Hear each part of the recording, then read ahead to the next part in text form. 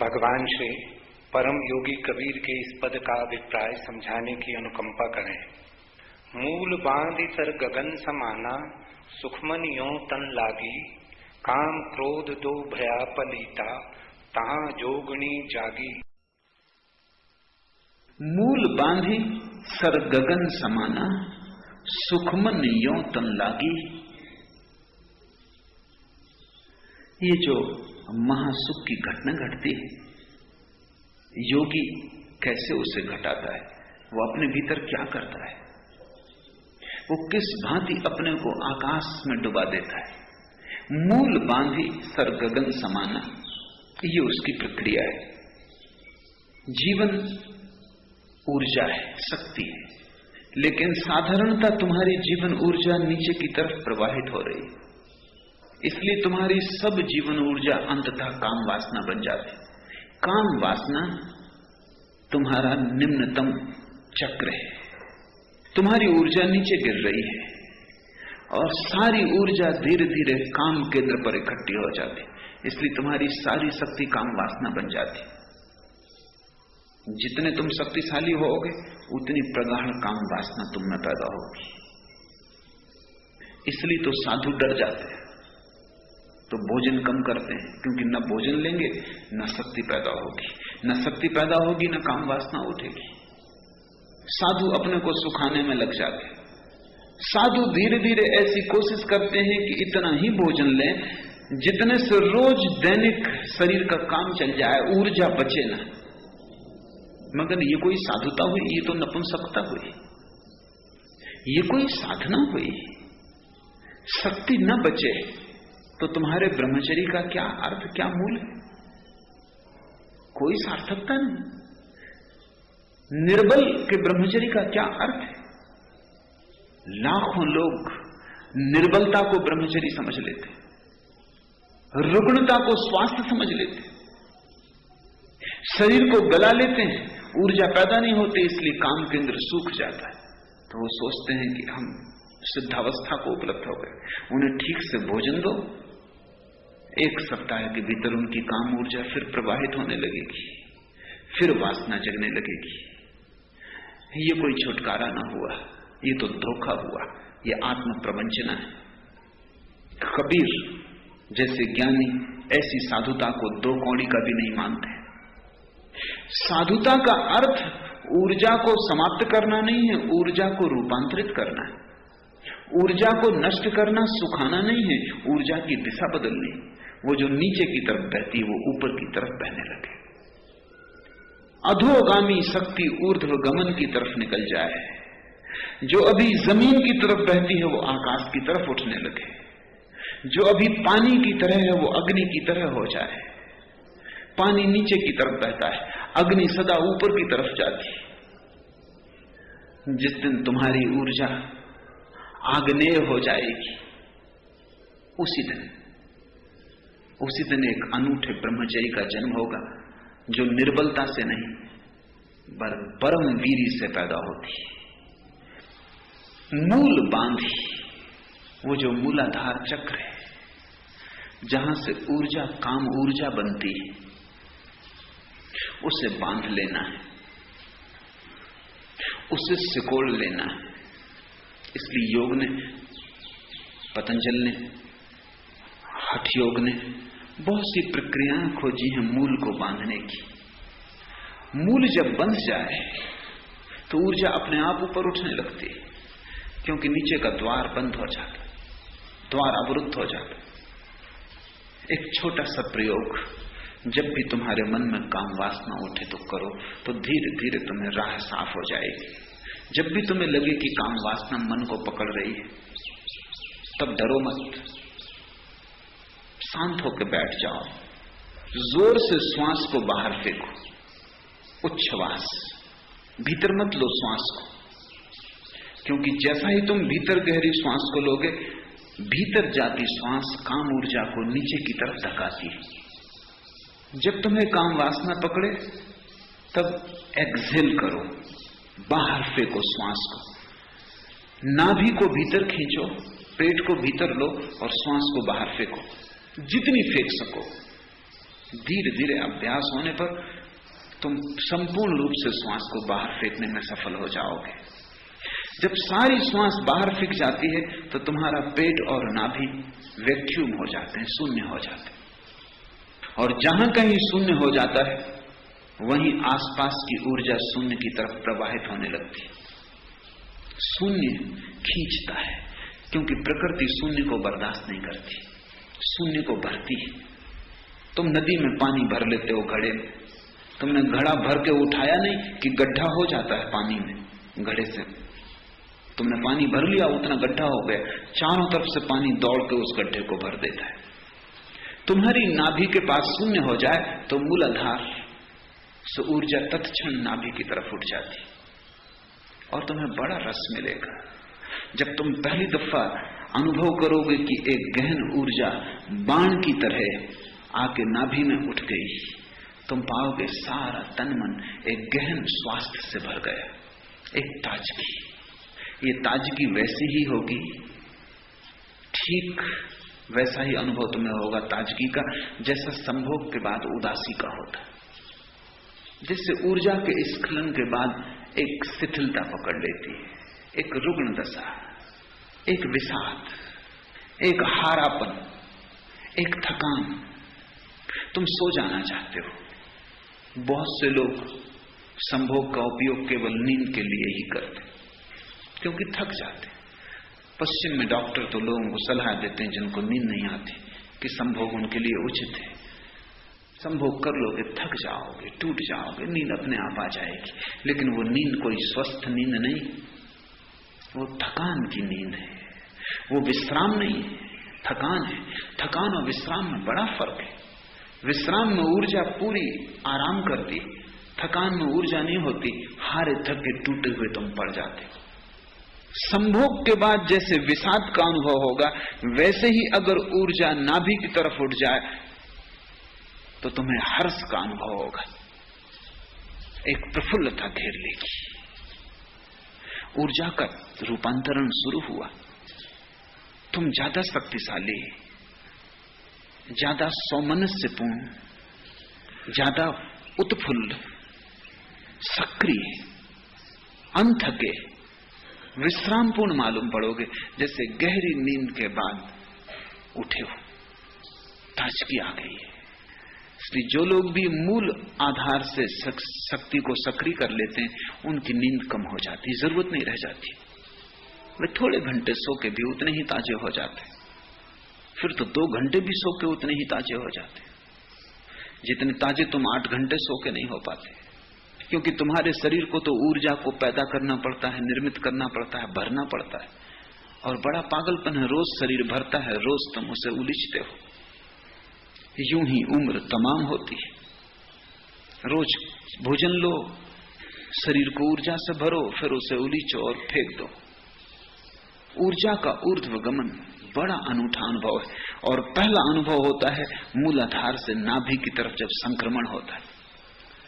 ये मूल बंध की सहजतम प्रक्रिया है कि तुम श्वास को बाहर फेंक दो, नाभि शून्य हो जाएगी, ऊर्जा उठेगी नाभि की तरफ, मूल बंध का द्वार अपने आप बंद हो जाएगा। वो द्वार खुलता है ऊर्जा के धक्के से। जब ऊर्जा मूलाधार में नहीं रह जाती, धक्का नहीं पड़ता, द्वार बंद हो जाता। मूल बांधी सर गगन समाना। बस तुमने अगर एक बात सीख ली कि ऊर्जा कैसे नाभि तक आ जाए, शेष तुम्हें चिंता नहीं करनी। तुम ऊर्जा को जब भी काम वासना उठे नाभि में इकट्ठा करते जाओ। जैसे जैसे ऊर्जा बढ़ेगी नाभि में, अपने आप ऊपर की तरफ उठने लगेगी। जैसे बर्तन में पानी बढ़ता जाए तो पानी की सतह ऊपर उठती जाए। असली बात मूलाधार का बंद हो जाना है।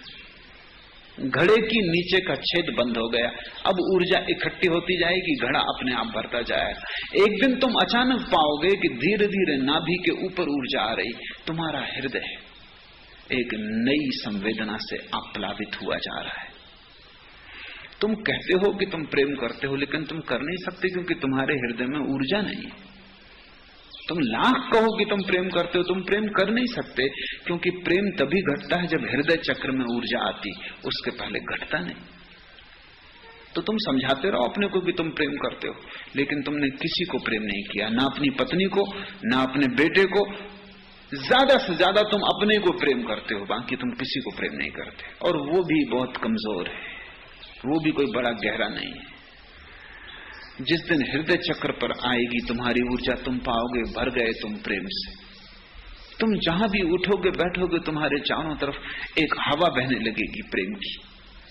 दूसरे लोग भी अनुभव करेंगे कि तुम में कुछ बदल गया, तुम अब वही नहीं हो, तुम कोई और ही तरंग लेके आते हो, तुम्हारे साथ कुछ और ही लहर आती कि उदास प्रसन्न हो जाता है, कि दुखी थोड़ी देर को दुख को भूल जाता है, कि अशांत शांत हो जाता है, कि तुम जहां छू देते हो, जिसे छू देते हो, उस पर ही एक छोटी सी वर्षा प्रेम की हो जाती। लेकिन हृदय में ऊर्जा आएगी तभी ये होगा।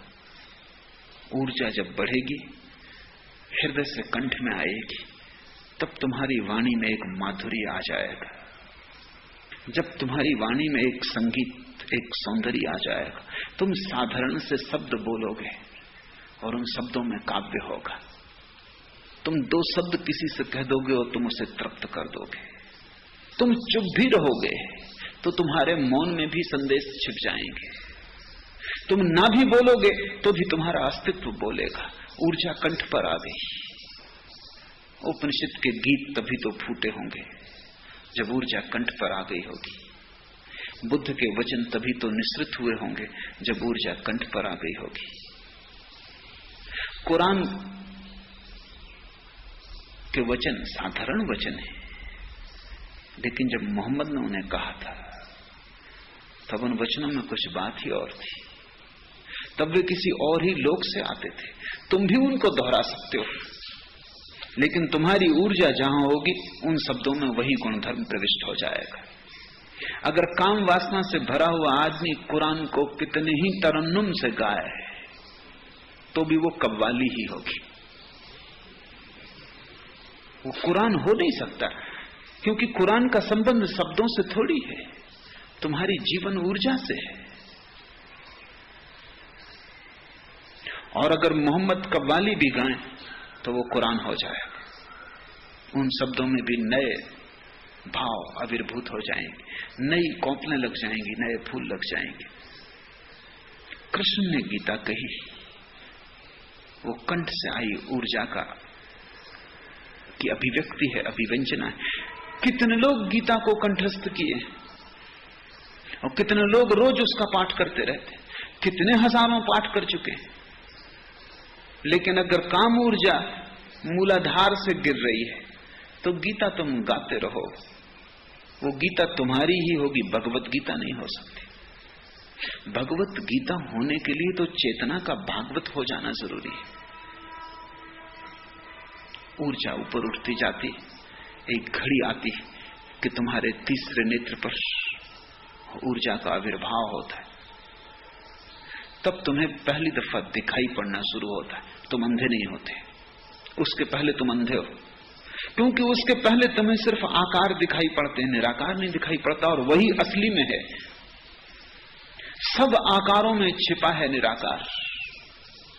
आकार तो मूलाधार में बंधी हुई ऊर्जा के कारण दिखाई पड़ते, अन्यथा कोई आकार नहीं। तुम कहां समाप्त होते हो, कहां तुम्हारी सीमा है, कहां तुम शुरू होते हो?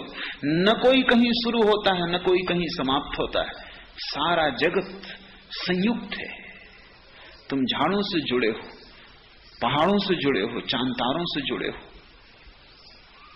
छोटा सा मकड़ी का जाला हिलाओ और अनंत आकाश के तारे भी कप जाते हैं, क्योंकि सारा अस्तित्व एक है। इसमें दो तो है नहीं कहीं, लेकिन तुम्हें अनेक दिखाई पड़ता है। अंधे हो, मूलाधार अंधा चक्र है, इसलिए तो हम काम वासना को अंधी कहते। वो अंधी है, उसके पास आंख बिल्कुल नहीं है। आंख तो खुलती है तुम्हारी असली आंख जब तीसरे नेत्र पर ऊर्जा आके प्रकट होती, जब लहरें तीसरे नेत्र को छूने लगती, तीसरे नेत्र के किनारे पर जब तुम्हारी ऊर्जा की लहरें आके टकराने लगती, पहली दफा तुम्हारे भीतर दर्शन की क्षमता जगती। इसलिए हमने इस देश में विचार की प्रक्रिया को फिलॉसफी नहीं कहा, हमने विचार की प्रक्रिया को दर्शन कहा। फिलॉसफी पश्चिम में दर्शन शास्त्र का नाम है, हमने वो नाम पसंद न किया, क्योंकि फिलॉसफी तो पैदा हो जाती है मूलाधार में ऊर्जा हो तब भी, लेकिन दर्शन पैदा नहीं होता। और मूलाधार में भटके हुए अंधे कितना ही सोचें, उनके सोचने का क्या मूल्य हो सकता है? वो सोच के भी क्या सोच पाएंगे? अंधा कितना ही प्रकाश के संबंध में विचार करे, सिर पटके गणित बिठाए, विश्लेषण करे, मीमांसा में उतरे, क्या क्या हल होगा? अंधा जो भी कहेगा प्रकाश के संबंध में गलत होगा। अंधे को तो अंधेरा भी दिखाई नहीं पड़ता, प्रकाश तो बहुत दूर की बात है। तुम शायद सोचते होगे कि अंधे को अंधेरा दिखाई पड़ता है, तो तुम गलती में हो। अंधेरा देखने के लिए भी आंख चाहिए, अंधेरा भी आंख का ही अनुभव है। तुम आंख बंद करते हो, तुमको अंधेरा दिखाई पड़ता है, क्योंकि आंख खोल के तुमको प्रकाश का अनुभव है। अंधे को तो अंधेरा भी दिखाई नहीं पड़ सकता। अंधेरा और प्रकाश तो आंख के अनुभव है। तो अंधे सोच सकते हैं और बड़े दर्शन शास्त्र खड़े कर सकते हैं। Aristotle, Kant, Hegel, Bertrand Russell, पश्चिम के बड़े से बड़े विचारक भी दार्शनिक नहीं है। दर्शन एक अनूठी प्रक्रिया है जिसका संबंध विचार से नहीं, ऊर्जा से। कपिल, कणाद, बुद्ध, महावीर, शंकर, नागार्जुन दार्शनिक हैं, विचारक नहीं है। क्योंकि दार्शनिक होने का अर्थ है जिसकी ऊर्जा की लहरें तृतीय नेत्र के तट से टकराने लगी, अब इसको दिखाई पड़ता है। ये कोई सिद्धांत नहीं बनाता है, इससे जो दिखाई पड़ता है उसे सिद्धांत में बांधता है। ये टटोलता नहीं अंधेरे में, इससे जो दिखाई पड़ता है उसे शब्दों में उतारता है ताकि अंधों तक शब्द पहुंचाया जा सके। और जब तुम्हारे जीवन में आंख आती है तब सिवाय परमात्मा के कुछ भी नहीं दिखाई पड़ता, सारा संसार माया हो जाता है, सिर्फ परमात्मा सच होता है। अभी माया सच है, परमात्मा एकमात्र असत्य है।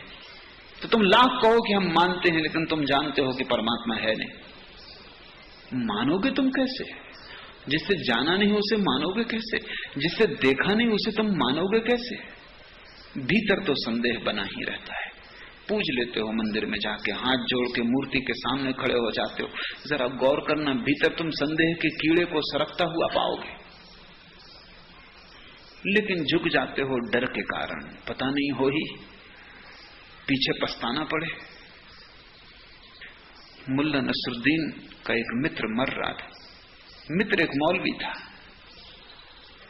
पंडित था बड़ा, लेकिन मरते वक्त उसे भी कठिनाई होने लगी, क्योंकि पांडित्य मृत्यु में तो साथ देता नहीं। वो डरा। अब तक तो कहता रहा कि ईश्वर है, ये है, वो है, सब सिद्धांत, लेकिन अब उसे समझ में ना आए कि क्या करे। मौत करीब आ गई, क्षण भर की देरी है, क्या होगा क्या ना होगा। किसी ने कहा कि तुम मुल्ला नसरुद्दीन को क्यों नहीं बुला लेते, वो बड़ा ज्ञानी है, मरता क्या ना करता, डूबते तिनके का सहारा ले लेते हैं। रहो, चलो बुला लो। नसरुद्दीन को संदेह तो था, भरोसा तो था नहीं, लेकिन कोई हर्जा नहीं। नसरुद्दीन आया और उसने कहा, ठीक, तुम प्रार्थना करो कि हे परमात्मा, हे शैतान,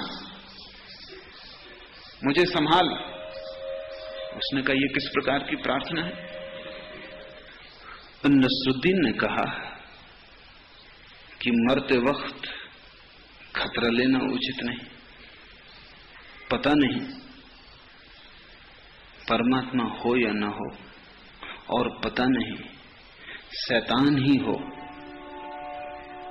तुम दोनों से ही प्रार्थना कर लो, जो भी होगा सहायता करेगा।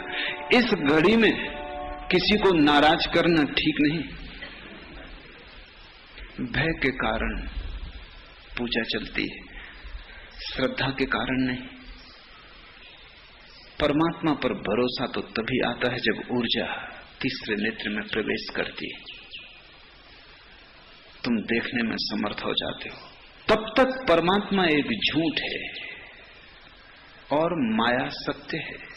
फिर सारी चीज बदल जाती है। परमात्मा सत्य हो जाता है, संसार झूठ हो जाता है। दर्शन की क्षमता, विचार की क्षमता का नाम नहीं है। दर्शन की क्षमता देखने की क्षमता है, वो साक्षात्कार है। जब बुद्ध कुछ कहते हैं तो देखकर कहते हैं, वो उनका अपना अनुभव है। अननुभूत शब्दों का क्या अर्थ है? केवल अनुभूत शब्दों में सार्थकता होती। मैंने सुना है एक छोटे से गांव में मैं ठहरा हुआ था और शहर से एक डॉक्टर आया था गांव के ग्रामीणों को समझाने के लिए परिवार नियोजन के संबंध में। तो जिस घर में मैं ठहरा था उस घर के सामने के ही आंगन में ग्रामीण इकट्ठे हुए थे और डॉक्टर समझा रहा था, मैं भी बैठा सुन रहा था। परिवार नियोजन के संबंध में सब बातें उसने समझाई। एक ग्रामीण ने खड़े होकर पूछा कि आप विवाहित हैं? उस डॉक्टर ने कहा कि नहीं, मैं अविवाहित हूं। वो ग्रामीण हंसने लगा और भी हंसने लगे दूसरे ग्रामीण। तो उस डॉक्टर ने पूछा मामला क्या है? तो उस ग्रामीण ने कहा बंदर क्या जाने अदरक का स्वाद। लेकिन जीवन में जिन चीजों का तुम्हें कोई स्वाद नहीं मिला है उनको भी तुमने मान रखा है, और मानते मानते तुम्हें लगता है कि तुम्हें स्वाद भी मिल गया है। गुड़ कभी चखा नहीं, गुड़ शब्द सुना है। परमात्मा कभी चखा नहीं, परमात्मा शब्द सुना है। जल कभी पिया नहीं, जल शब्द सुना है। परमात्मा कभी पिया नहीं, परमात्मा शब्द सुना है। ऊर्जा जब तीसरी आंख पर प्रवेश करती तो अनुभव शुरू होता है। और ऐसे व्यक्ति के वचनों में तर्क का बल नहीं होता, सत्य का बल होता है। ऐसे व्यक्ति के वचनों में एक प्रामाणिकता होती है जो वचनों के भीतर से आती है, किन्हीं बाह्य प्रमाणों के आधार पर नहीं। ऐसे व्यक्ति के वचन को ही हम शास्त्र कहते हैं। ऐसे व्यक्ति के वचन वेद बन जाते हैं। जिसने जाना है, जिसने जिया है, जिसने परमात्मा को चखा है, पिया है, जिसने परमात्मा को पचाया है, जो परमात्मा के साथ एक हो गया है, फिर ऊर्जा और ऊपर जाती है, सहस्त्रार को छूती है। मूल बांधी सर गगन समाना, सर यानी सहस्त्रार। पहला सबसे नीचा केंद्र चक्र है मूल बंध, मूलाधार, और सबसे अंतिम चक्र है सहस्त्रार। उसे हम सहस्त्रार कहते हैं आखिरी चक्र को, क्योंकि वो ऐसा है जैसे सहस्त्र पखड़ियों वाला कमल हो, बड़ा सुंदर है। और जब खिलता है तो भीतर ऐसी ही प्रतीति होती जैसे पूरा व्यक्तित्व सहस्त्र पखड़ियों वाला कमल हो गया, पूरा व्यक्तित्व खिल गया। जब ऊर्जा टकराती है सहस्त्रार से तो उसकी पखड़ियां खिलनी शुरू हो जाती। सहस्त्रार के खिलते ही व्यक्तित्व से आनंद का झरना बहने लगता है। मीरा उसी क्षण नाचने लगती है। पद घुंघरू बांध मीरा नाची। उसी क्षण चैतन्य महाप्रभु पागलों की तरह उन्मत्त होकर नाचने लगते। मूल बांधी सर गगन समाना, सुखमन यों तन लागी। बड़ी अनूठी बात है ये, सुखमन यों तन लागी। ऐसा सुख पैदा होता है कि आत्मा तो नाचती ही है, आत्मा तो नाचेगी ही, लेकिन नाच इतना गहन हो जाता है कि शरीर तक उस नाच में नाचने लगता है, शरीर तक आनंदित हो जाता है, जो कि जड़ है।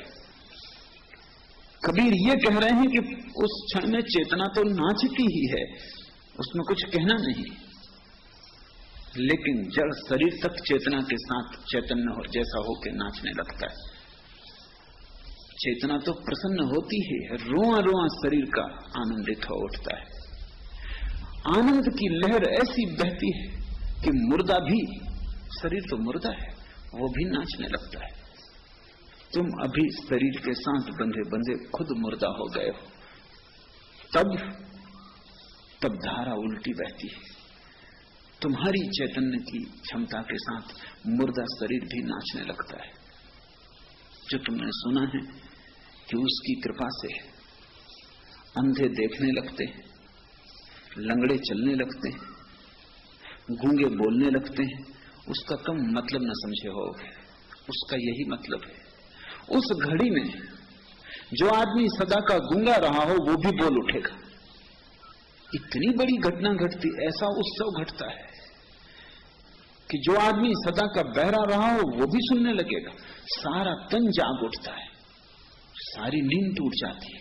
आत्मा की ही नहीं, जड़ शरीर तक में कंपन सुनाई पड़ते हैं। संगीत वहां तक गुंजायमान होता है, प्रतिध्वनि वहां भी सुनाई पड़ने लगती है। मूल बांधी सर गगन समाना, सुखमन यों तन लागी, काम क्रोध दो भय पलीता, जहां तहां जोगण जागी।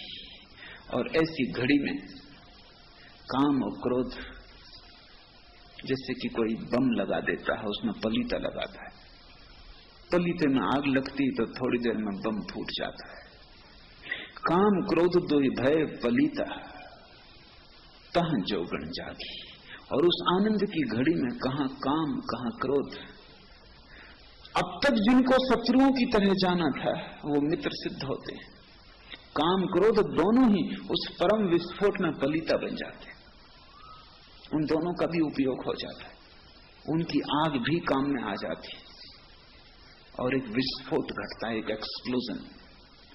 मनवा जाई दरीबे बैठा, मगन भया रसी लागा, कह कबीर जे संसा नहीं, शब्द अनाहत बागा। और अब मन को मंदिर में बिठाने की कोई जरूरत न रही, अब तो बाजार में भी बैठ जाए। मनवा जाए दरीबे बैठा, अब कोई चिंता ही नहीं, हिमालय जाने की कोई जरूरत न रही। बाजार दरीबा में बैठ जाए तो भी कोई फर्क नहीं पड़ता। अब हर जगह हिमालय, अब बाजार में भी कैलाश, अब घर में भी काबा है, अब तो शरीर में ही बैकुंठ। मनवा जाए दरीबा बैठा, मगन भया रसी लागा। और मन भी ऐसा मगन हो गया और रस से ऐसा संबंध जुड़ गया कि अब मन भी संदेह नहीं करता।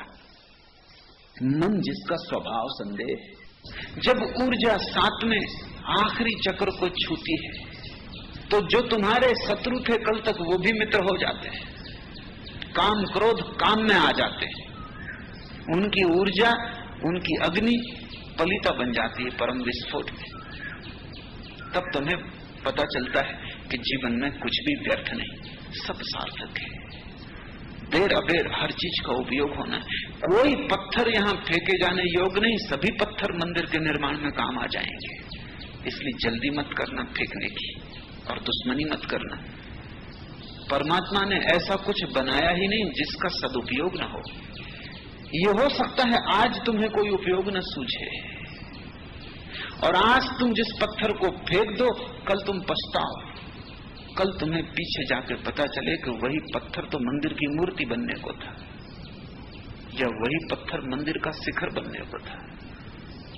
कुछ भी फेंकना मत, सब संभाल के रखना। रत्ती भर भी तुम में ऐसा नहीं है जो गलत हो, सभी का उपयोग हो जाएगा।